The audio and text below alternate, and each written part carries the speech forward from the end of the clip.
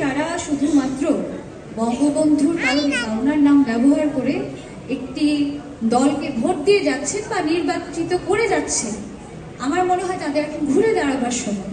এই একটি কথার কারণে আমি পুলিশি হয়রানি থেকে শুরু করে অসম্মান হয়নি এমন কিছু আমার হয়নি 10টা বছর। মোটামুটি 14, 15, 16 পর আমার মনে হলো আমার তো আর গান টান তেমন একটা হবে না, আচ্ছা দেখি তো।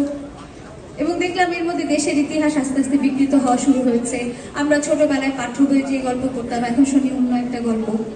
শফিক রেহমান স্যারের অনেকগুলো বই ছিল, আপনি জানেন কোনো প্রকাশনীতে আমি খুঁজে খুঁজে সেই বইগুলো পাইনি। এবং এই ধরনের আরো যারা সত্যটা লিখেছিলেন সেই বইগুলো নাই হয়ে গিয়েছে। আমার মনে হয় যে আপনারা যারা সংবাদ মাধ্যমে যারা আছেন আপনাদের ক্ষমতা অনেক বেশি, আপনারা পারেন। আমি বলছি না যে আমি বিএনপি সমর্থক, এটা বলতে কোনো বাধা নেই।